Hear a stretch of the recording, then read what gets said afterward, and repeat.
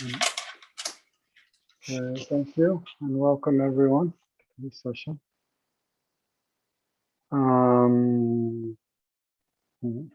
So why don't, instead of doing many preliminaries, why don't we just start?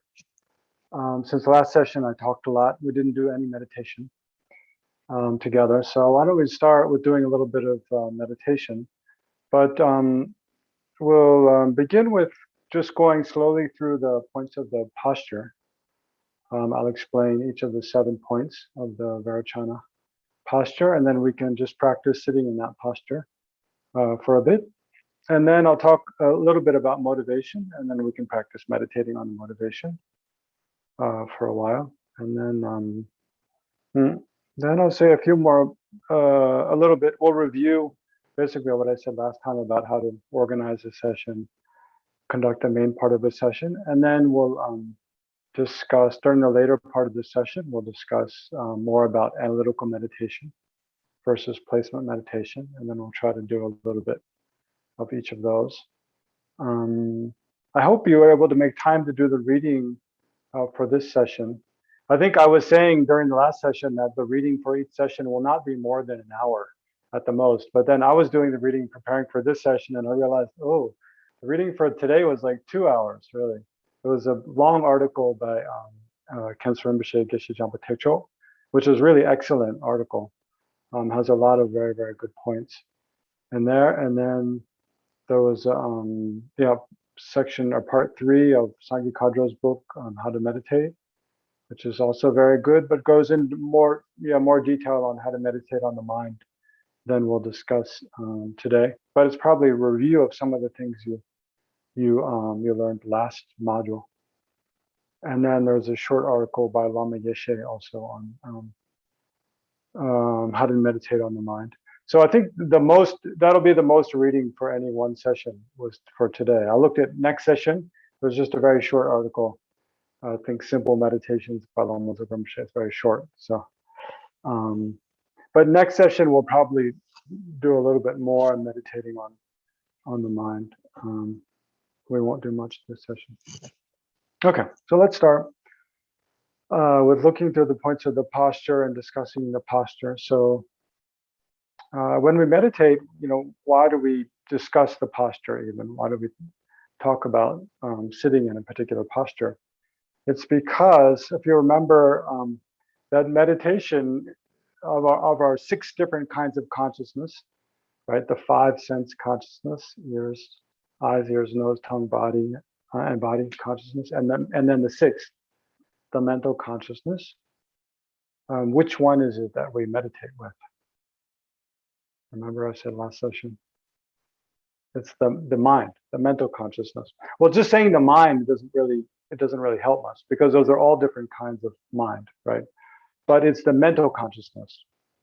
Remember last time I asked you just to think about something, maybe like a memory, for example. So anytime we're remembering something that happened in the past, then obviously the object with which that mind is engaging is not something immediately in the present, right? Because it's something is in the past. So whenever we're thinking about something that we experienced in the past, the object of that mind is something that has ceased to exist in the present moment. And so it's not accessible to any of our sense consciousness, because all of our sense consciousness only experience objects which are immediately present in the environment around us and at that time, right? They can't access objects that have occurred in the past or might occur in the future.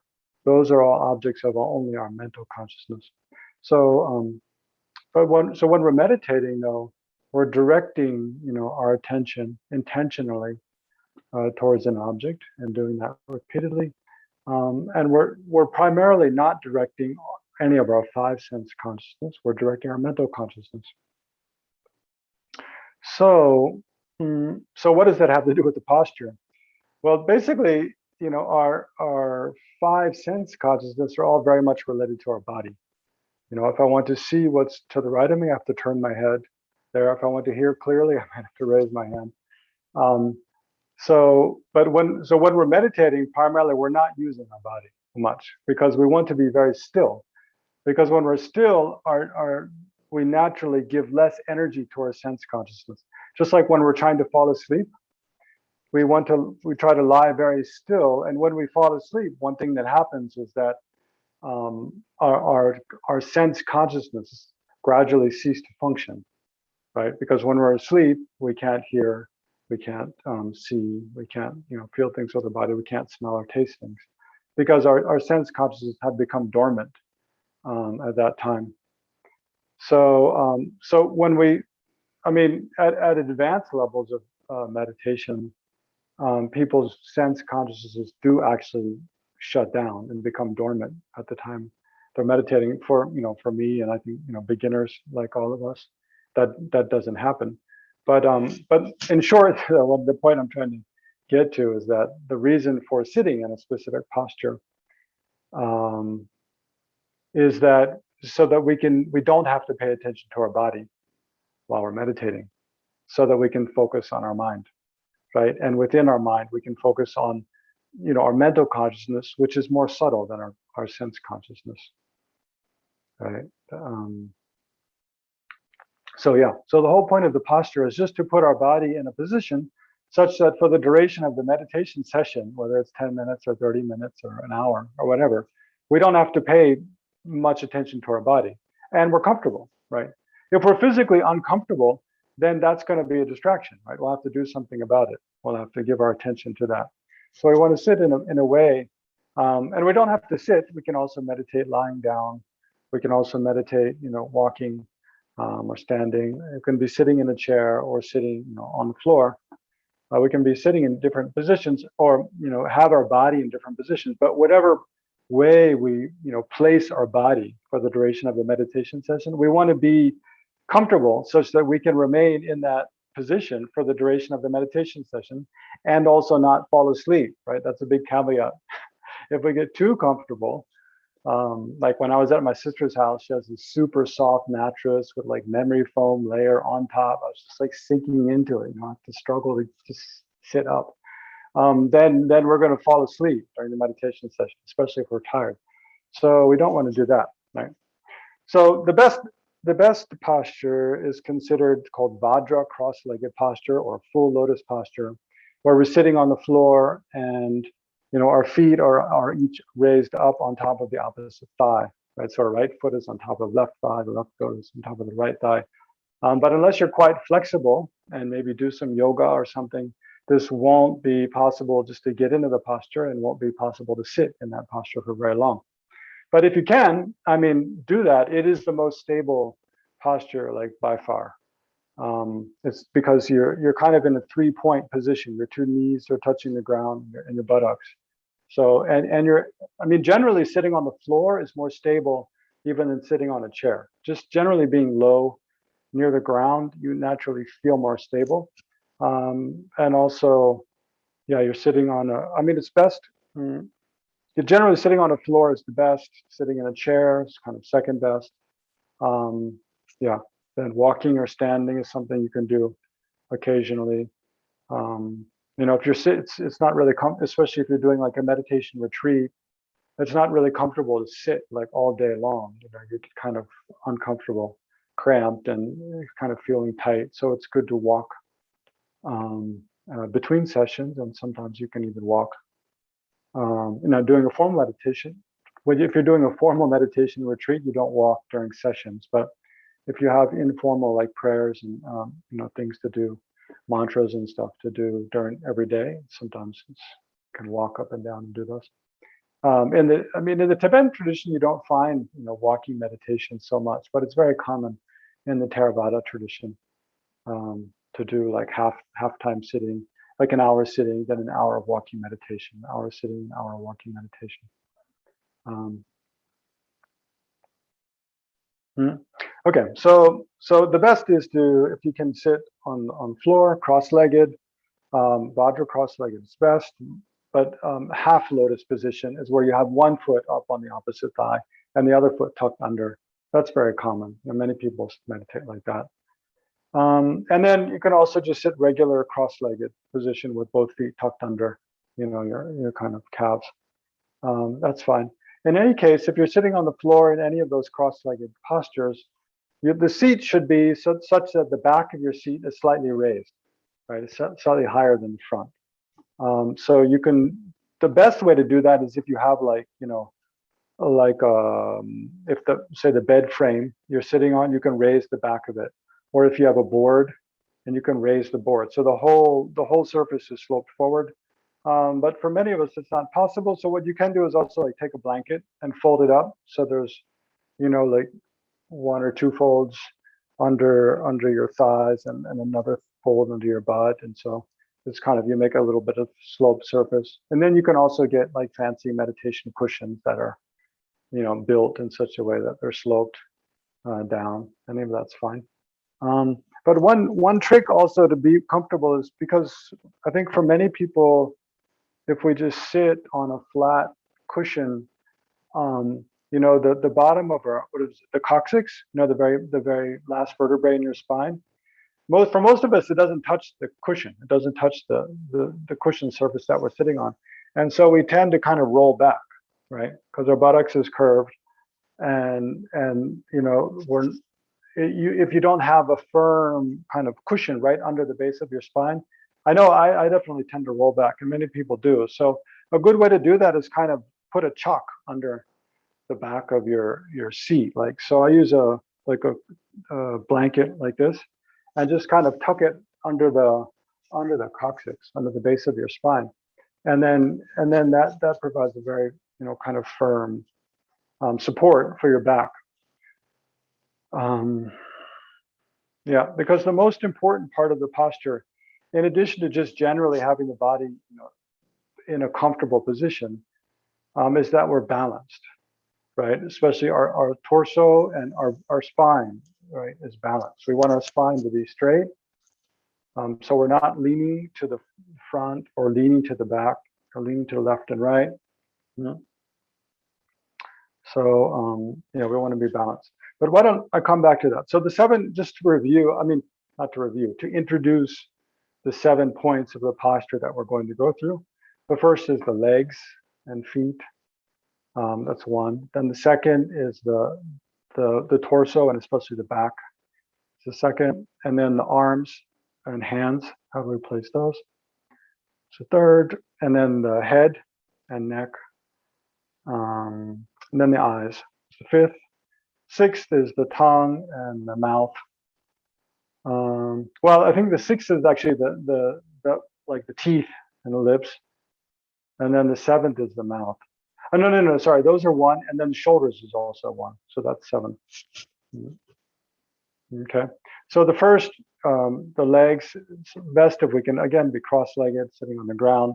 Second best if we're sitting in a chair, and then if you can have the feet planted on the ground firmly. You don't want your feet like swinging from the chair, right?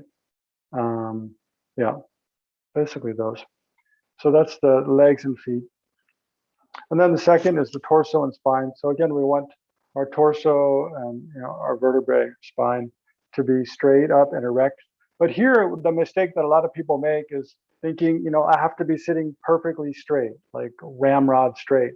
But then you tend to clench the muscles in your back, especially the lower back. And then that becomes uncomfortable after a while. We don't want to be clenching any muscles. So that's why we want to find the place where we're balanced, right? So it helps to kind of rock to the front and back and forth, and find that place where you're perfectly balanced, and then rock to the left and right, and find the place. So you find a place where you feel you're perfectly balanced. So whenever I do this, I always think about actually a time I was in San Francisco with my parents when I was a kid, when I was, I don't know, like 12 years old or something. We visited San Francisco, and down near the wharf, there's a big park just behind Fisherman's Wharf. And there was a street performer there, and he was balancing like Coke bottles. He had different stuff, but you know how people like they balance stones? He was using like Coke bottles and other stuff and balancing them, not just setting them upright, right? Nobody's going to come to give money to look at that, but balancing them like on the lip, so it's like kind of slanted. But you can take rounded stones, like I think some Native American Native Americans do this on the beach and stuff. I've seen in Martha's Vineyard, where they take really rounded stones and pile them on top of each other. There's also some, anyway, I won't digress. But so you can kind of think like that, like our torso and our back, you know, even, you know, if you're also, when I was a kid, used to balance pencil, you can take a long pencil and balance it on the eraser. You find that just the place where it's balanced, and then it's like gravity holds it right down. You know, you can feel the force of gravity is pulling things down to the center of the earth. I mean, Newtonian physics here. And so if you find the place where the object is perfectly balanced, it's like there's a force that's pulling it, right? Straight into the ground. So that's what, I mean, one way to think about, you know, finding a good meditation posture is that, you know, finding a place where the spine and torso is balanced, so that then we can relax, and then gravity just holds us in place. We don't have to do anything to keep from, you know, going forward or back. We just relax. Another way, a typical instruction is, a traditional instruction is to imagine like a golden thread hanging from the sky that's hooked to the top of your crown, and then you're hanging straight down from that. So the idea is the same, that you let your body line up with the pull of gravity, and then you can just sit there very comfortably.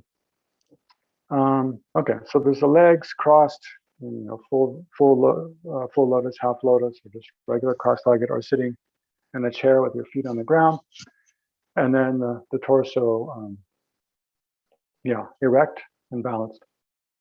So then the third point is that you want to have your shoulders kind of broad and open, so that your chest is open and you can breathe freely, and also have the shoulders balanced. So you're not, you know, your shoulders aren't lopsided or aren't concave and, you know, crowding the space of your lungs. So it can help to kind of push your shoulders back and then just let them hang naturally. Right? So the shoulders is the third of the 7 points. Then the fourth is the hands.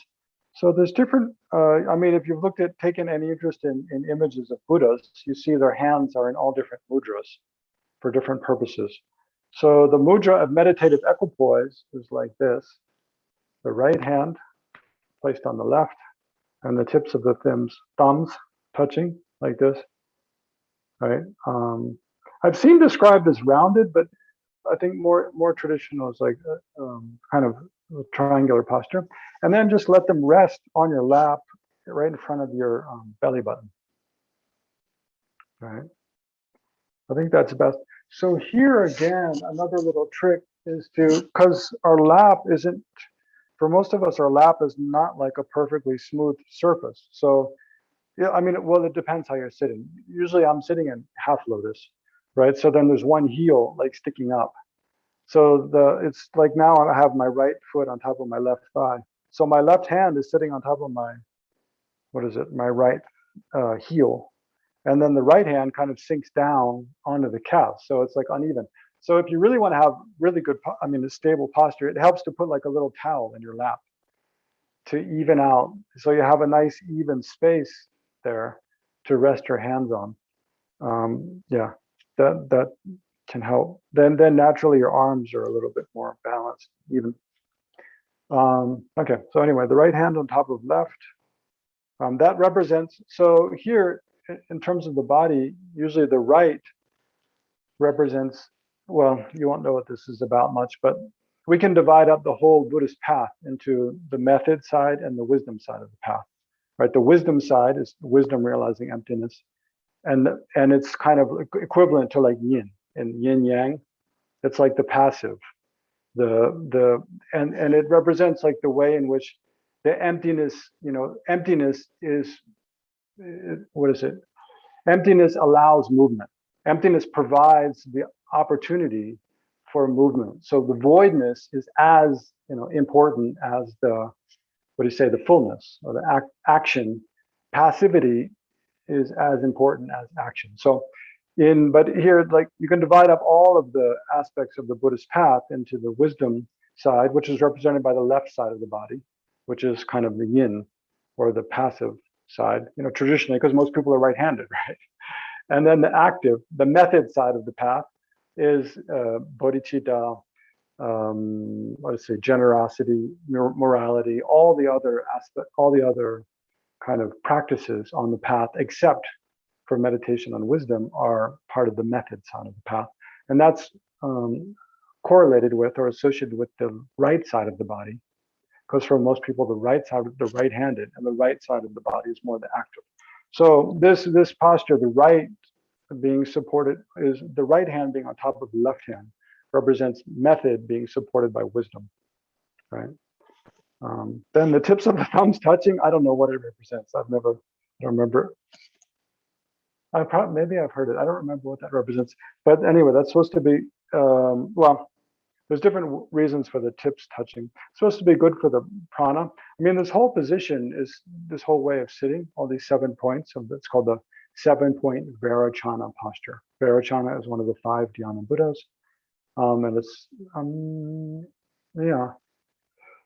Vairocana, Nabanangze, is associated with the form aggregate, that Buddha.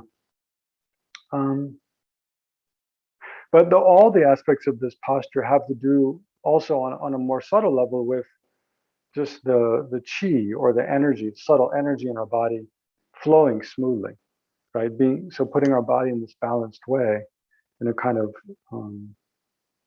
what do you say? Well, it's kind of a geometric, a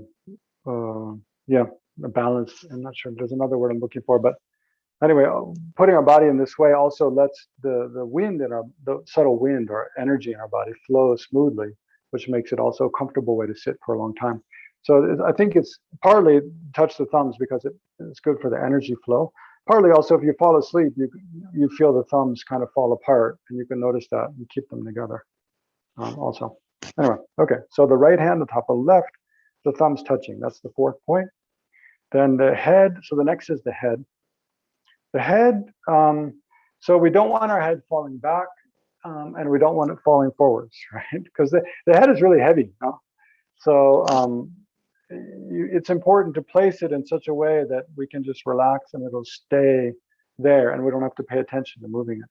So it's recommended to kind of tuck your chin in tightly and slightly elongate the back of your neck, right? To make sure your head is kind of comfortably on top of your neck and shoulders. So again, you want the weight of your head traveling straight down your spine, right, to the coccyx and into the ground, right? So so it's good to tuck the chin in a little bit and elongate. You'll feel that. I mean, if you do that, naturally the back of the neck is elongated slightly. And then this also helps to bring our gaze down, right? So far we've been through, let's see, the legs and feet is 1, the torso and back is 2, the shoulders broad and open is 3, the hands resting in the lap is 4, the head slightly tilted, tilted slightly forwards, it's 5. And then next is the eyes, right? So the eyes,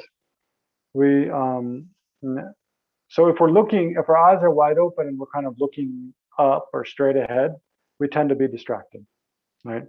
If we close our eyes, especially if we're tired or feel kind of just sluggish, we tend to become more sluggish and drift towards sleep. So it's recommended that the best way to keep our eyes is with our gaze directed down at about a 45-degree angle. And then especially relax the muscles around your eyes and your eyelids, and then let your eyelids kind of fall so that they're half closed, right? So we keep our eyes open, just cracked, in order to let some light in, that we stay alert, is one reason. But we let our gaze fall down at a 45-degree angle. And then we don't focus on anything with our eyes. So while we're meditating, mentally we're looking within, right? So we're not looking outside either. We're not looking outside physically with our eyes. So I know in many traditions, maybe some meditation traditions or some kind of non-Buddhist meditation instructions, recommended to like look at something, with your eyes, like focus on a candle flame or a flower or something.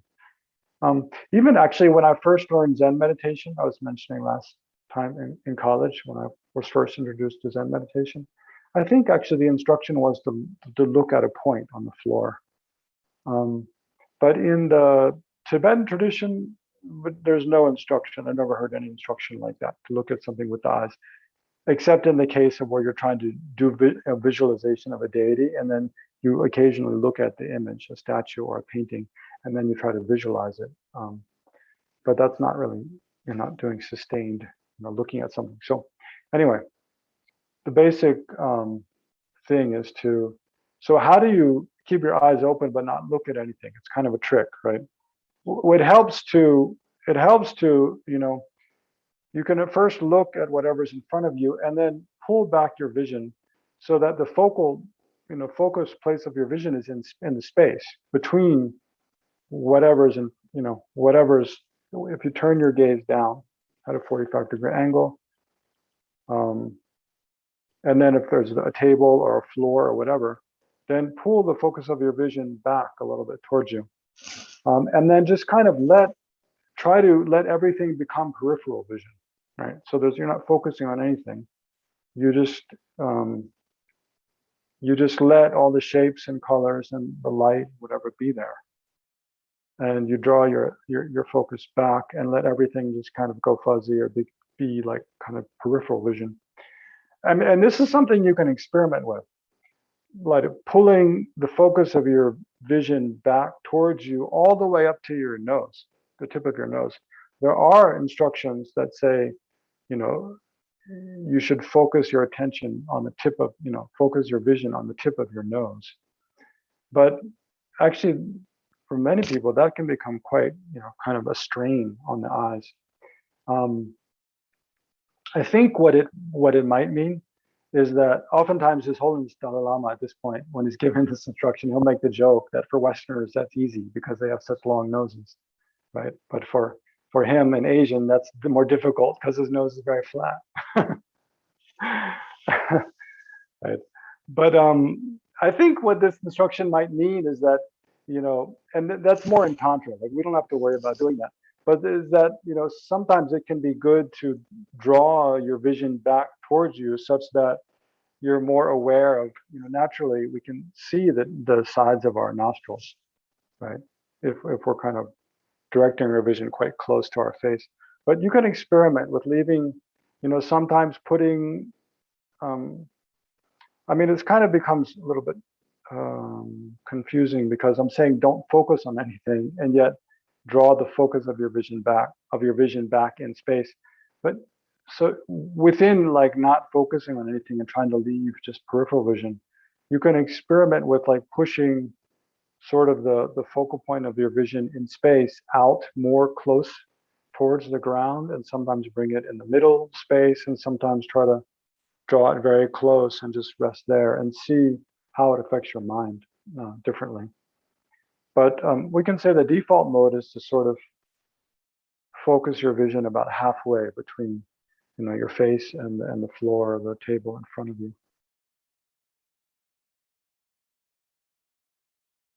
Okay, I'll just go through the last 2 points and then we'll just be silent for a while and we'll try to, focus on these points of the posture a bit more. So the next is actually this is the last one, is the mouth. So our lips and our teeth, we just let them rest in a natural position, whatever's, however they naturally kind of rest. Generally, we want to breathe through the nose while we're meditating. It's better not to breathe through the mouth, to breathe through the nose.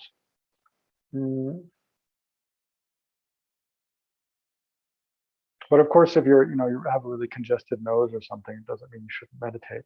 If you have to, you breathe through the mouth.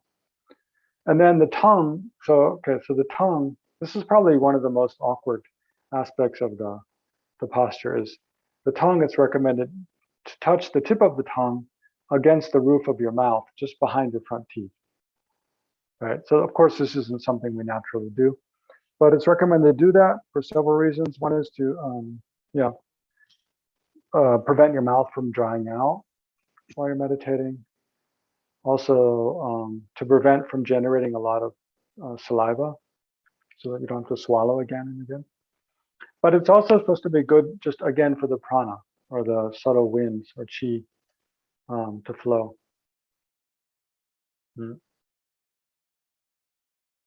Let's see. I think I covered all 7. So just to review, it's the legs, um, crossed, sitting on the floor or on a chair. So if you're sitting on a chair, especially, you want to be careful not to be like slouching back, right? So then the second is to be sitting upright with good support on a sloped surface, good support. So the legs and feet. Then the second is the torso and back, it's balanced. And the third is the shoulders are broad, open. So here also, it can help to take a few deep breaths at the beginning, but generally when we're meditating, we just breathe naturally for the most part. But it can help to take a few deep breaths at the beginning just to open up your chest. Make sure your lungs are using their full capacity. And then just let your breath flow naturally. So the third is the shoulders. The fourth is the hands and the lap, the right hand on top of the left, thumbs, tips of the thumbs gently touching.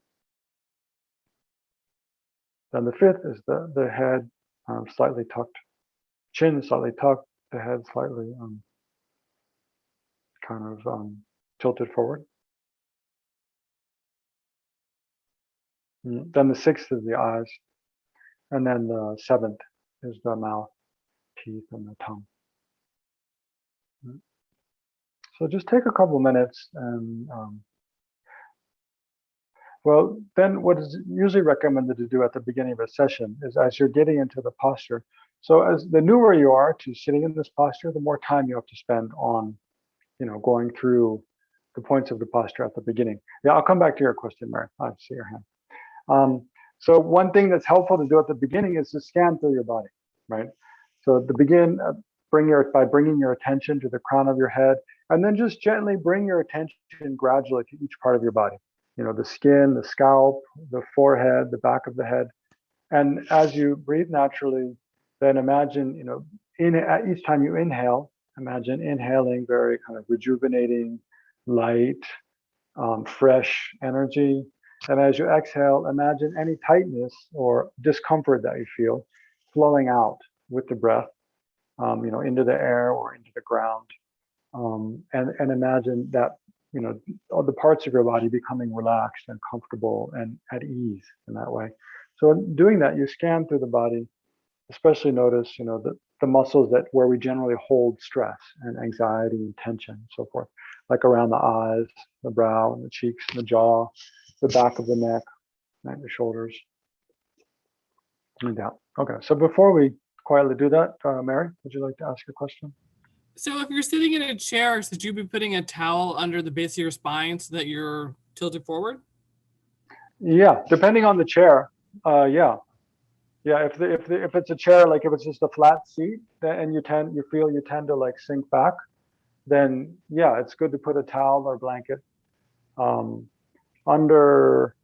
just under the base of your spine. Or also you might want to put like one layer, under your sort of the pelvic bones. And I'm not sure what you call those bones. Those two bones on either side of your bum. But under you want to put one towel like under your seat to just kind of raise it so the back of where you're sitting is a little bit more raised than your thighs, than the edge of the chair. Sit bones. Yeah. Okay. And then another towel you might want to tuck under the base of your spine, like that. But yeah, it depends on the chair. Yeah. Any more questions about the posture before we just sit quietly? Okay. Then yeah. Why don't we just sit quietly for like 3 minutes? And in that time, you can just kind of scan through your body, release any tension. So we skip, and then also just check through the different aspects of the posture. And then at the end, if you have any questions, you can ask. So why don't we take 3 minutes? Just try to sit still in this posture.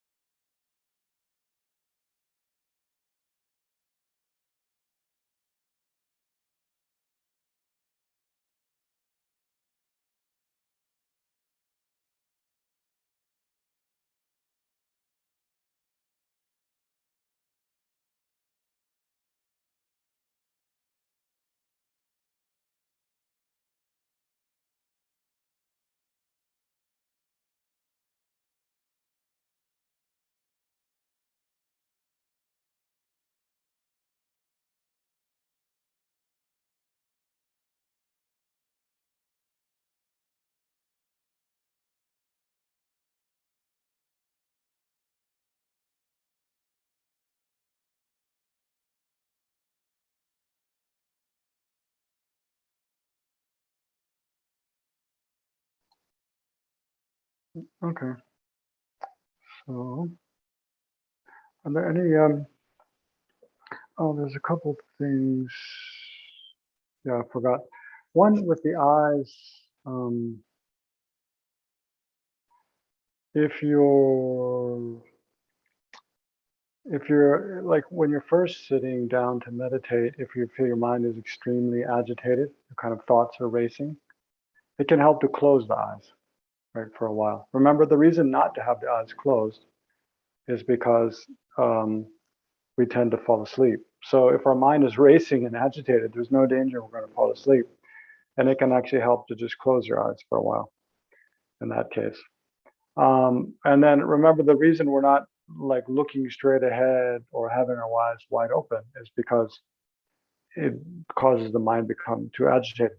So conversely, when you're feeling really sleepy, and your mind is very sluggish, one antidote to that is just for a short time, just to look straight ahead or open your eyes up wide, and let a lot of light in. And then, as the sluggishness clears, then let your gaze fall back to this default position of like a 45-degree angle towards the ground. And then one thing people always ask about is, what about, when like my leg itches, or, I have an itch that I want to scratch somewhere. Should I just scratch it or not? Yeah, generally it's best if we can practice like not scratching the itch, right? Just let the sensations arise, recognizing that they're going to pass away, right? They're not going to be there forever. And just accept whatever arises, and not focus on it, not let it become a distraction, but stay focused on what we want. But that said, sometimes there's especially if we sit for longer periods of time, there's pains that arise, in our hips or our knees or whatever. And the pain, if we don't do anything, it'll become so much that that's all we can think about, right? That's all we're focused on. So then, yeah, it's okay to adjust your position to, relieve. Like me, I find if I'm sitting in half lotus position, like I usually have, at first, the beginning of the day, I can sit still for 45 minutes, but not really much longer than that. After 45 minutes, I'll switch legs, put the leg that was up, put it down, the one that was down, put it up, and then I can sit for another 35 minutes or so. But as the day goes on and I'm more tired towards the later part of the day, then I can only sit in one position really for 30 minutes or more. I mean, I know in the Goenka tradition, I've never done this 10-day Goenka Vipassana retreat, but people have to sit absolutely still for, I think, like 45 minutes. You cannot move. And yeah, I've heard a lot of people just describe how you experience this incredible pain in different parts of the body, and you just have to sit with it. And eventually it does go away, and it can give rise to really blissful feelings. So yeah, you can also try to experiment with that. But generally, yeah, we want to try to just, stay still, not react to different physical sensations. But I think if they're becoming a real distraction, it's, you can adjust. So yeah, okay. So were there any questions about the posture? You sounded very quiet while meditating. So from the ones who have the video on, it looks like you're pretty comfortable in your posture. So that's good. Anyway, okay, Mariana, do you have a question? Yeah, About when I went to unmute my video, what do you do with the muscles that we tighten without even thinking about it? Like when you're sitting, the belly muscles. Do you just what do you do with your belly muscles? Yeah, that's a good question. I mean, generally, if we notice that we're just I don't know, involuntarily tightening muscles, I think it's good just to try to relax them, leave it be in a natural posture. But, we might have like some kind of tics a little bit, or, some muscles that just I mean, do you mean like they've just become tighter and tighter and tighter and it becomes like a knot? Well, that would be a problem. No, we just kind of condition ourselves to tuck our stomachs in. We don't, let them bloop out. Oh, yeah. Yeah, I don't know. Yeah, I mean, just noticing now, I think I do tend to keep my stomach muscles a little tight. But I've never heard a teacher like talk about that, what to do with the stomach muscles. So, yeah, I think it's probably okay. I know in some, especially like in Hindu yoga, like they do recommend, what is it? It's kind of the muscles, just right at the base of our pelvis. I forget what you call them, but to tighten those up. The muscles right at the base of your pelvis, between the sexual organ and the anus. There's those muscles to keep those tight. They have this name for it.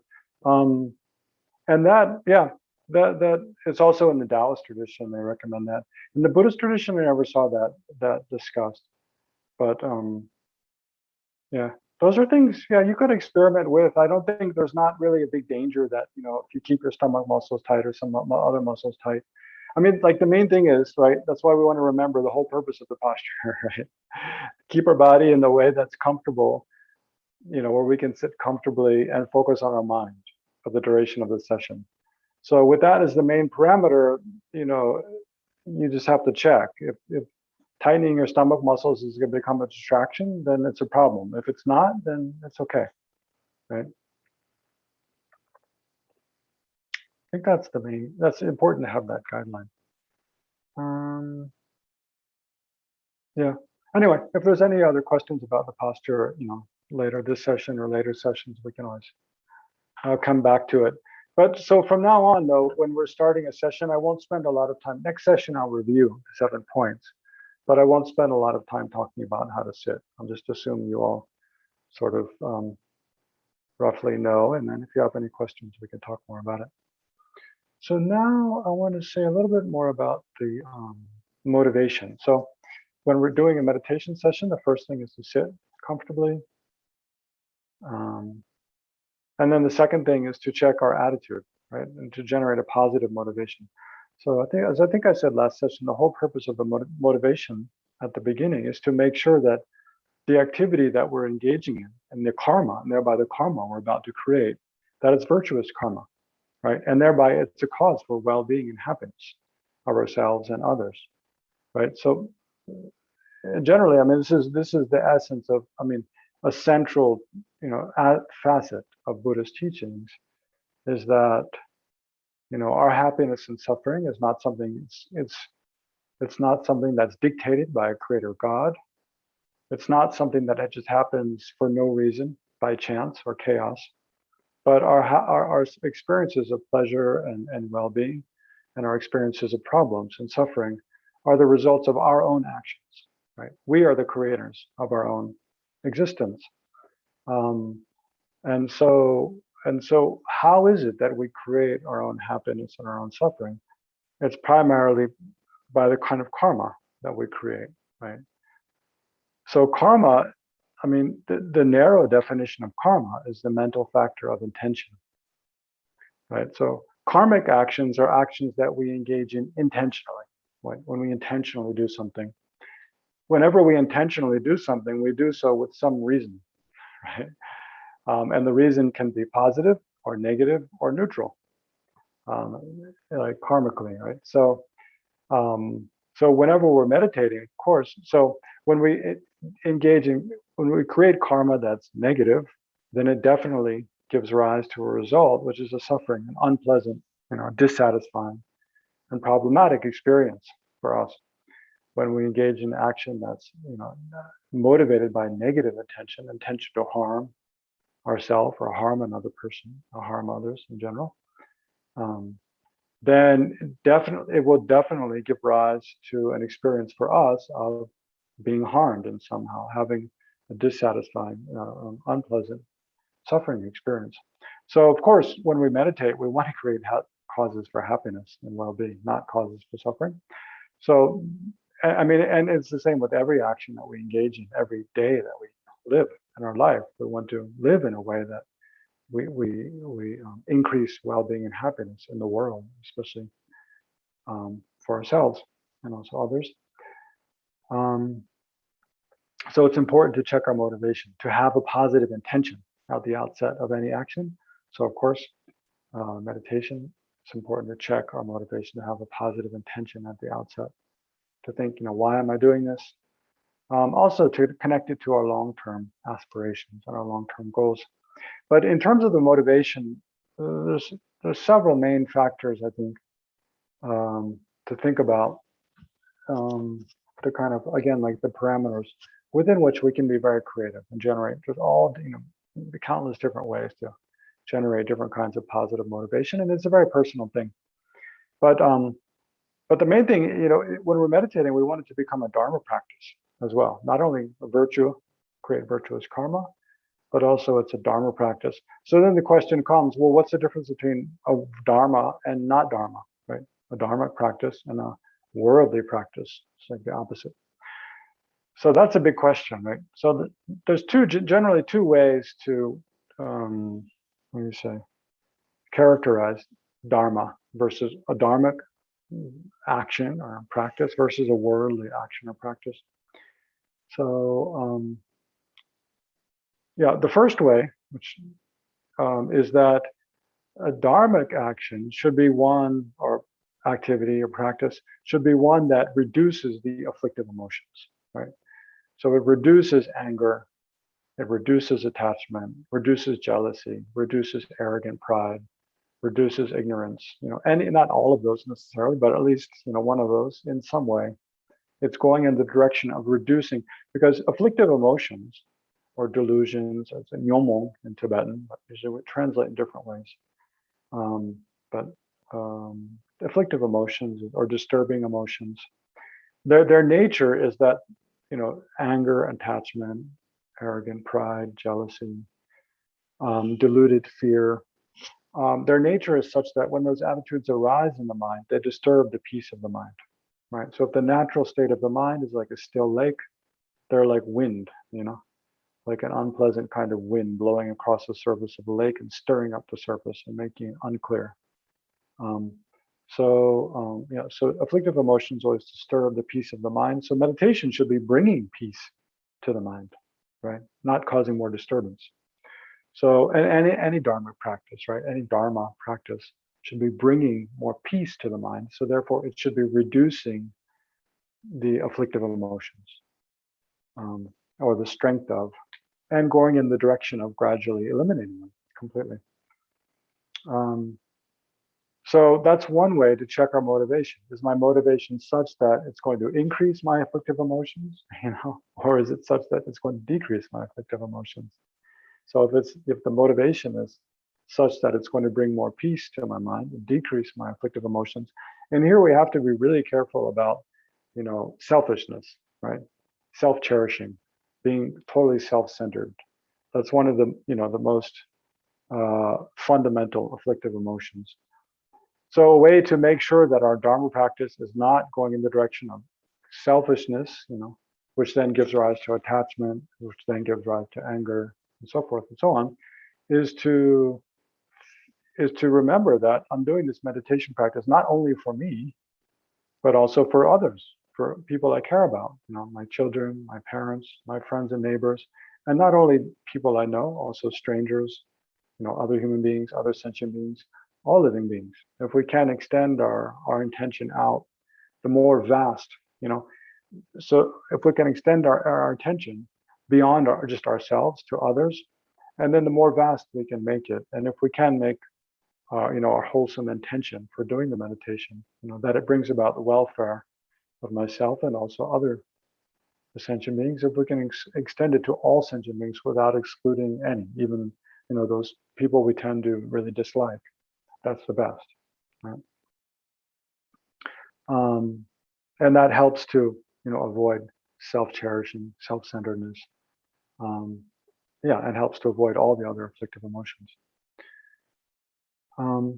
So then another way of defining dharma is that it's any activity which is motivated by a wish to achieve a state of well-being or happiness, which extends beyond this life, right? Which is not just limited to this life, which is, a state of well-being and happiness, which will be experienced in future lives as well. And then beyond future lives, liberation from samsara, and beyond that, enlightenment.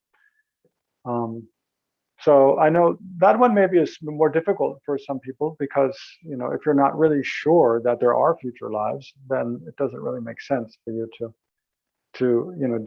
motivate that I'm doing this in order that I can have happiness in future lives, right? So that's like, saying I'm motivating so that I can be happy, when I win the lottery. We don't really think that's ever going to happen. not going to be very effective, right? So, but if you do believe, in the existence of future lives, then that also is one way to make any activity of Dharma practice, is to think, recognize the truth of death, of impermanence, and our impending death, and think that, by doing this practice, may I create causes for a state of well-being for myself, at least myself, and others, beyond just this life, that extends beyond this life.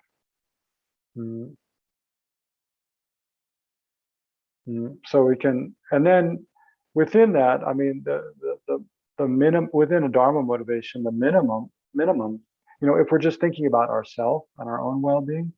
So maybe it's better to define, well, what's a worldly motivation is when we're thinking about just ourselves in just this life, right? So if we're meditating and we're thinking, I just want to be really happy in this life. Yeah, you can do that, and meditation, you'll still experience some of the benefits of meditation, but it's not Dharma, right? It's not a religious practice. It's not a spiritual practice, really. And it's not a practice, it's a practice that's what's going to feed into your own, ego and self-centered mind. It'll feed into your attachment, and gradually. That's why Chogyam Trungpa wrote a book called Cutting Through Spiritual Materialism.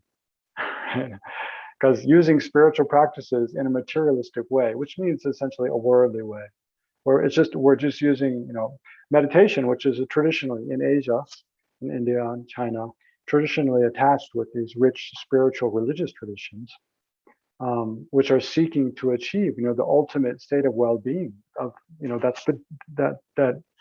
That is our potential as human beings, right? Is seeking to develop the ultimate, potential of human well-being and goodness. Then we use those just to, be a better, I don't know, whatever this in this life alone. So if you're just selfish, just for one's own self in this life itself, then yeah, it could be, well, I shouldn't say that's definitely going to be not a Dharma practice, because remember, what's the first way to define Dharma practice? Something that reduces afflictive emotions, right? So it could be that you're primarily thinking about just yourself in just this life, but meditating it in a way such that you are reducing your anger, becoming more tolerant, more patient. You are reducing your attachment, becoming more content, and accepting of just what you have without craving for more. Then it's a Dharma practice if it's reducing afflictive emotions still. But it's kind of a small Dharma practice. So it's better if you can, extend your intention. And I think we can, you can feel that if you think about it. That I'm doing this not only for myself, but in order to, somehow, we don't have to know how, but indirectly or directly benefit others as well, contribute something good to the world. I think naturally we mostly want to do that. Yeah. So then in the longest term way, if we can think, also not only benefiting other sentient beings in this life, but also from life to life and future lives. This is something I want to continue doing more and more from life to life. And then you can think beyond that, and eventually I want to be completely free from the whole cycle of birth and death and achieve full enlightenment, right? That's the kind of highest aspiration, is that, I'm meditating such in order that, eventually I lead all sentient beings to full enlightenment. But of course, it's that's a really big idea, and one that, for most people is just totally alien form. So as we gradually learn more and more about, Buddhist teachings on one hand, and then on the other hand, what we believe, then our motivation grows and adjusts accordingly. So our motivation should be something that's really authentic. Although I know, especially in FPMT, I know it's not really, you don't find so much in Tibetan so often, but in the Jorcho practice you do in Tibetan, you find where there's a motivation kind of laid out. But in FPMT, you often find at the beginning of a practice, it's like, this is the motivation. And so I've seen many times seems like sometimes people just kind of read through the meditation, the words of the meditation, and think, okay, now I should think that. But there's a danger that that's not really your authentic intention now.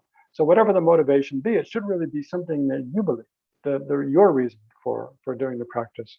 So those kind of written motivations at the beginning of practices, they're very helpful, like a template. But then we can be creative and we can, adjust that according to what, we actually think, what's most important for us.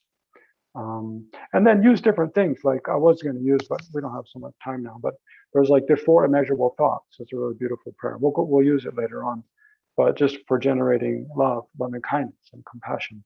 But you can use all different kind of, things to help generate a positive motivation. I know one of the first real kind of extended meditation retreats I did in Tibetan tradition was at the 3-month Vajrasattva retreat I did in Tushita Dharamsala in 1999. But it's 3 months, and you're doing 4 sessions of meditation together with a group, every day.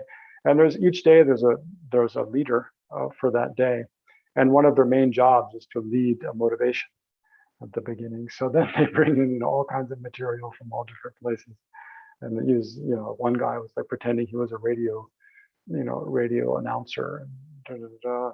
So you can be very creative. Other people, bring in quote, passages from the life of Milarepa, from some spiritual person's biography. You can use the prayer of Francis, Saint Francis of Assisi.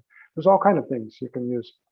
But you can also just kind of think basically like, why am I doing this? And see what kind of, see what comes. So why don't we sit quietly for another 3 minutes or so and just focus on your motivation, our own motivation. Then I'll add, there's so much to say about motivation, but I'll add in future sessions, I'll add more and more. So sit quietly and think, why am I doing this? So this meditation session.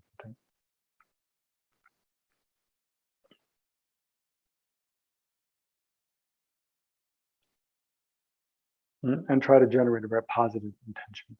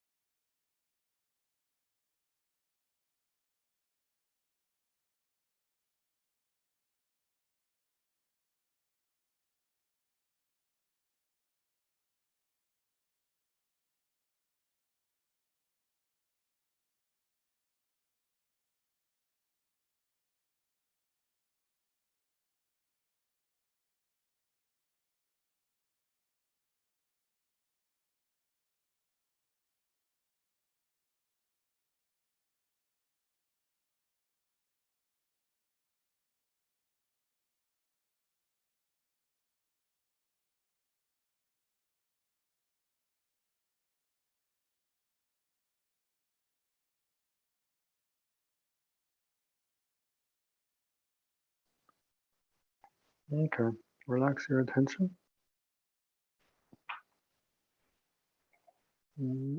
So are there any questions about the motivation?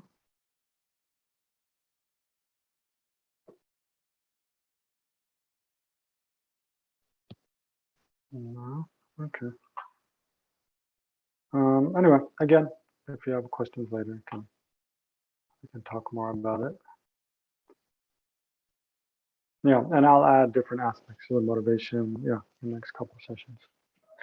So then I want to talk a little bit about, okay, so just to finish the structure. So when we do a meditation session, first we sit down, get comfortable in our posture. Well, maybe I should even back up a little bit before that, say a little bit about the place where we meditate. We should meditate in the, we want everything to become very kind of routine and ritualized in a way about it, just kind of so that the whole process is automatic. So it's very good to meditate in the same place, every day. Don't meditate sometimes at the kitchen table and sometimes on the couch and sometimes in the garden, because every time you'll have to readjust to being in that place, right? So in your house, your apartment, wherever, it's good if you have one designated place, where you meditate, same place every day, so that it becomes very comfortable and just kind of automatic to be there. And it should be someplace that's comfortable, for you, someplace you keep clean. So the first instruction is like to sweep or clean the area. Should be neat, not like cluttered. It's good to have fresh air, lighting that's attractive. And then if you want to have an altar in front, have objects that inspire you. If you're Buddhist, of course, you have representations of the Buddha, Dharma, Sangha, and then can put out offerings and so forth. Yeah, I won't. I mean, we don't have time so much to go through all the. There's a whole set of preliminary practices, but the main point of those is that it's important to accumulate merit and purify. So, but for now, just a place. It should be someplace that's quiet, fresh air. You feel comfortable, and you won't be disturbed. So definitely, you want to, put your phone on silent or turn it off while you're meditating, obviously. Yeah, and then a comfortable seat.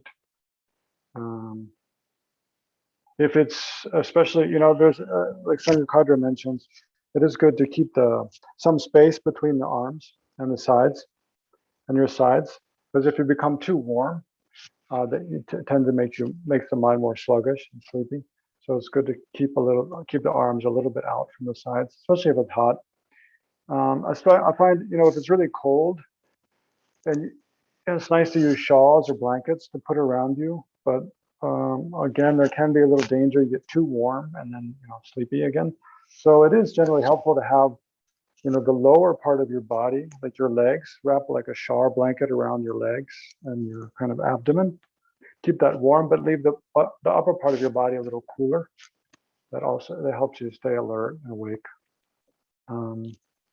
Anyway, there's all kinds of little things like that. So, okay, so we sit comfortably in the posture, and then we generate a positive motivation. Generally, I mean, loving kindness, generate loving kindness, metta, wishing all sentient beings to have happiness, and compassion, wishing oneself and all sentient beings to be free from suffering. It's kind of a good basic way to do a motivation. And then it's good to, focus our attention, to spend some time doing placement meditation at the beginning of the session in order to focus our mind.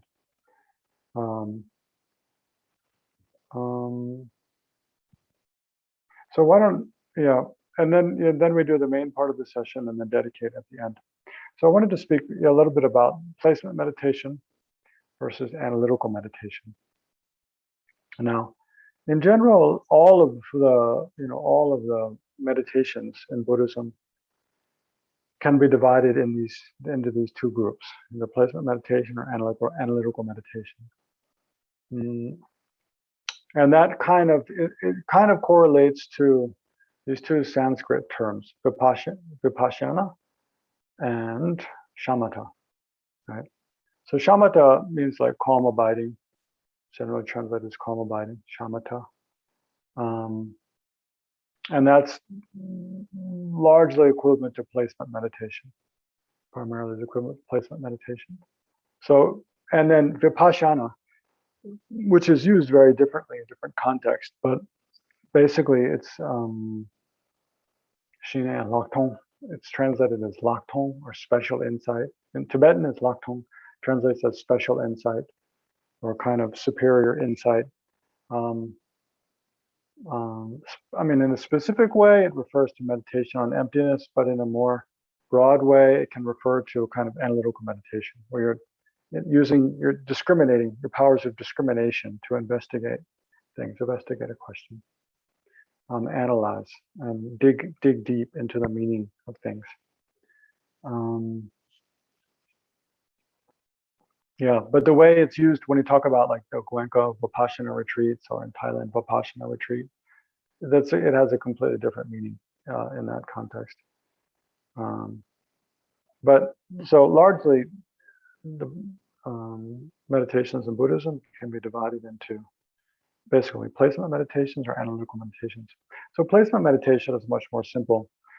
When we do placement meditation, basically we're just trying to, sort of the etymology of the term is place our attention on one object and just keep it fixed there without wavering whatsoever and without engaging in any further kind of mental discourse or mental activity, right? We're just simply trying to focus our attention on an object and keep our attention focused there without being distracted and without engaging in any kind of critical thought process or other mental activity.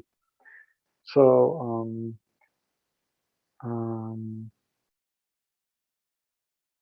yeah, and I mean, how's that related to calm abiding? You might have heard of. Calm abiding is like when we do placement meditation, we increase our ability to keep our attention focused single pointedly on a chosen object. Then gradually, it's like the mind, that ability increases over time, and eventually we reach a state where we can keep our effort without effort. Right at the beginning, we have to make a lot of effort to keep our attention focused on something, but gradually, it becomes effortless. And so it's like at the beginning of a session, we just generate the intention to focus our mind on a certain object, and then it just stays there, right? And so when we reach a point where we can sort of effortlessly keep our attention focused on a chosen object of meditation for 4 hours or more, and through doing that, we give rise to physical and mental bliss and pliancy. It's kind of incredible. Pliancy means there's no obstructive feelings in the body or mind, feelings that are obstacles to meditation. Like now we have pains in our body, we feel kind of uncomfortable. It's kind of an obstacle. So when you have physical pliancy, the body feels light, like cotton wool, very light. And also we have mental disease, discomfort, where part of the mind is kind of thinking, why am I doing this? How long do I have to do this? When's it going to be over? Do I have to do it tomorrow again? So there's all kinds of obstacles in the mind. But when we have mental pliancy, there's none of that. Like we just think, okay, now I'm going to meditate, and then it just happens. We just meditate without any mental kind of obstacle. And then there's bliss. Bliss is, it's sort of a very pleasant feeling. Physical feeling is mental bliss. Pleasant mental feeling is kind of joy arising in the mind is mental bliss. So, I mean, when we practice placement meditation now, generally it's going in the direction of, generating calm abiding. And if we're practicing, placement meditation well and regularly, we should see some small degree of those kind of things arise. Like it should become easier and easier and easier to keep our attention focused. We can keep it focused for slightly longer periods of time. Physically, we're more and more comfortable just sitting with a focused mind. There's actually nine mental abidings, which are described in one of the articles in the required reading packet for this. There's one by the Dalai Lama. I think there's one article by His Holiness the Dalai Lama where he goes through these 9 placements, and those describe how gradually you kind of get closer to calm abiding. Calm abiding is the culmination of that. And I mean, honestly, it's something most of us will never achieve in this life. I'd really like to, have a good try at it. I have for years, but I've been in the Geshe Studies program, so every year I have to, study a lot and give exams. I've never had time. I'm hoping after I, finish the Geshe Studies program that I can get time to do retreat, but it's really difficult now to make time because it said, even if the best possible conditions and you have the karma, you can, it takes 6 months to achieve calm abiding at minimum.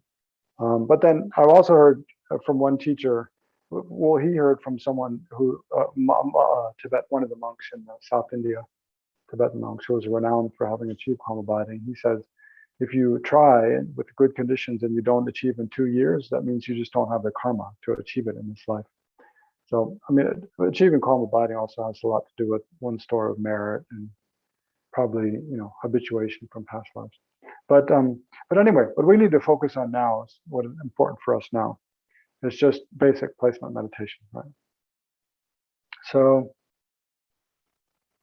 yeah, I mean, our most difficult thing is just our discursive thought. We have a lot of mental chatter, right? When we try to focus our mind on something, we just find, and a lot of that has to do with our inner inertia. It's like our mind goes together with the subtle energy. And so, we've all had the experience of watching like an action movie, like a really exciting movie. And you walk out of the movie theater and you just feel like really stirred up, kind of like, you're jumping and you just feel kind of your muscles tense, you see something flashing out of the side of the eye, you might like, jolt or something. So we can see that if our mind is racing about things, it affects our physical, our subtle physical body. If our mind, we're just sitting, looking at a, sunset, or go to the ocean side, like where art is, and just kind of watching the waves and relaxing in the sun all day, then also the body relaxes and the mind relaxes, right? So they go together. So there's a sort of physical inertia to the mind where if we're, thinking about a lot of things and moving around quickly all day, then when we sit to meditate, we'll find it's really hard to focus our mind on something. So that's one reason it's best to meditate in the morning, because we've been sleeping all night, hopefully, and just not moving, breathing, quite peacefully and not thinking about a lot of things while we're sleeping, at least not consciously. So when we wake up in the morning, it's good, wash your face, take a few deep breaths, maybe move around a little bit, and then meditate first thing in the morning is easiest, as far as, focusing on something. But yeah, so our biggest obstacle to doing placement meditation is the mental chatter. So what we want to do though, one thing helps is meditate in the morning. Another thing that helps is to clearly define what we're going to do, right? So for right now, why don't we'll try meditating for 3 minutes? But whatever term you're going to use, I'm getting a little hot actually. So, for whatever period of time you're going to meditate, note that to yourself. Okay, now I'm going to try to focus my attention for 3 minutes or whatever, 10 minutes, half an hour, whatever it is. Define the time period, and then also define the object. What are you going to focus your attention on? So a good object to start with doing placement meditation is the breath. It's recommended by many generations of past Buddhist masters that it's the best way to quickly reduce this mental chatter, mental thought, discrimination. I mean, a lot of mental chatter is just to observe the breath. So there's different ways to observe the breath. One way is to watch the sensation, breathe through the nose. Watch the sensation here at the tips of the nostrils. So it's cooler as we inhale, warmer and moist as we exhale. That's one way to watch. Another way is to watch the abdomen. Focus the attention on the abdomen as it rises and falls. So whatever way, we just breathe naturally So we can focus here, the attention here, and just watch the sensation. Or we can focus the attention on the abdomen, watch our abdomen rise and fall. And then another way is just to watch the whole, just the whole cycle of breath. So watch the sensations as we inhale, the air goes down, through our mouth and our nose, through our, sinus, esophagus, and down into our lungs. And then as it goes back out, right? You can also watch that whole cycle like that. So yeah, choose which way you want to use now. And then just, okay, so think for 3 minutes, I'm going to observe the breath. And then the trick is to, really just try to just relax, observe the breath. But then of course, we'll find ourselves thinking about other things. We want to try to notice that as quickly as we can. So if you notice, try to notice. So with like 20% of your attention, just try to scan your own mind to see if is your attention still focused on the breath or other thoughts arising. And if you see yourself starting to think about other things, try to catch yourself as quickly as possible, and then just let that go and bring your attention back to the breath. Right. So why don't we just try that for a couple minutes, and I'll see if there's any questions.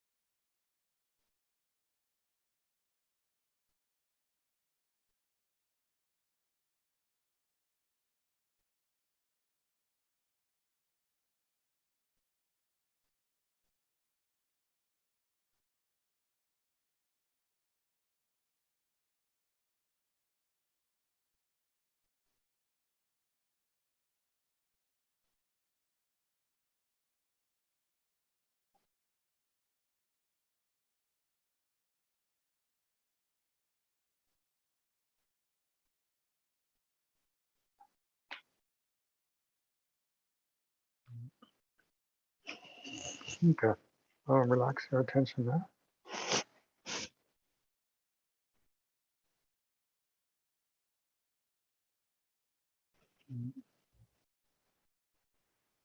Okay, so we're out of time for this session.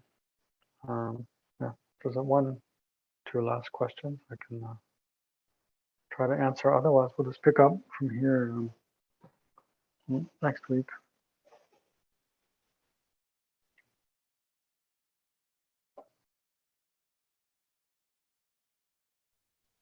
I had a question about the readings, and Sure. Especially the one on I know it was about hearing, contemplating, and meditating, and used a lot of different words in that respect, like contemplating was thinking and so forth. And I'm not sure I understood much of the article because I kept wondering, is he talking about contemplating now or meditating? Do I need to be concerned with that as much? And because it felt like a very scholarly article, like I needed to read the reference material from Tsongkhapa to really understand it. Should I just pass it by now, or is there something you say to shed some light? Yeah, I can probably simplify it. Yeah, he went into quite a lot of detail on many points. There were several things I never heard before I found really useful in that article. Yeah, it's quite detailed. So you don't need to know all the details from that article.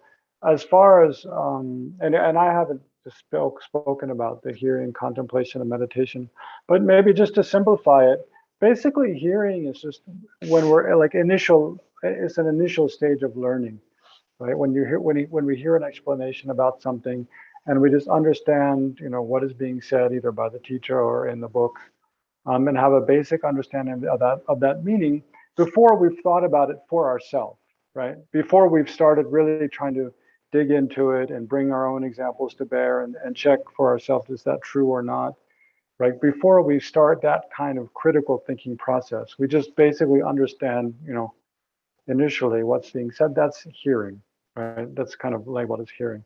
Then when we try to sort of put it in our own words, analyze, is that true? Is that not true? What are, other analogies for that? What are examples of that? That's all sort of thinking or contemplating, the second stage of learning. And then that's what analytical meditation, he was relating analytical meditation to that, saying within these three, hearing, contemplation, and meditation, and analytical meditation is really more of the second, contemplation and thinking. But within that process of contemplation and sort of critical thinking, and dissecting sort of what we've initially learned, then we gradually come to certain conclusions where we think, oh yes, it's like this. This is true, or this is true, or this is not. And then when we meditate on those conclusions to sort of integrate that understanding into our reality, into our being as a person, sort of bring it to a deeper level of our experience, that's sort of meditation. So there's this threefold process of learning. Of initial learning is hearing, and then the more kind of the work of sort of critical thinking and understanding in our own ways, the contemplation or thinking, and then trying to integrate the wisdom we've gained through this critical thinking process is meditation. So if you understand that, basically that's enough. Thank you. That simplified it. Okay, good. It's my job.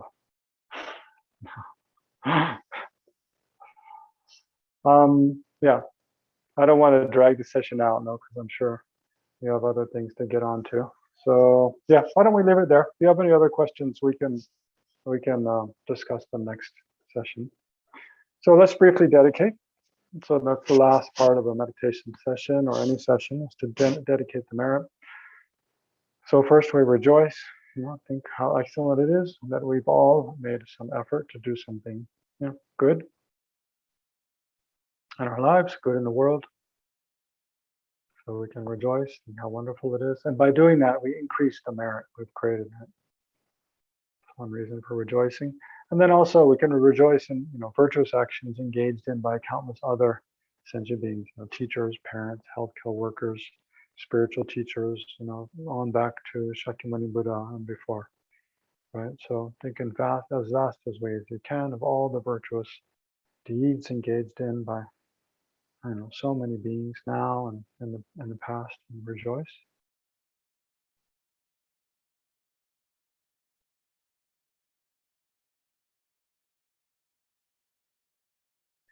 And then by this massive merit we've created by the force of this, so may all sentient beings be free from every form of suffering.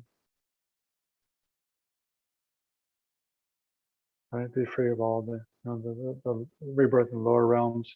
Be free from every form of sickness, hunger, thirst, loneliness, despair. Other mental afflictions. Especially this global pandemic, COVID-19 pandemic, all the suffering it entails. May all beings may it quickly be, come to an end.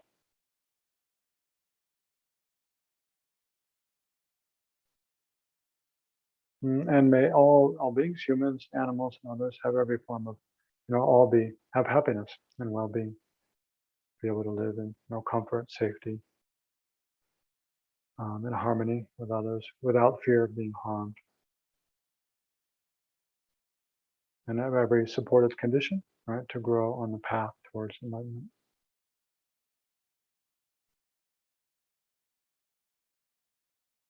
And then may authentic, true spiritual teachings everywhere flourish, and those who uphold the teachings, especially our own teachers, His Holiness the Dalai Lama, Lama Zopa Rinpoche, and others, have long and stable lives.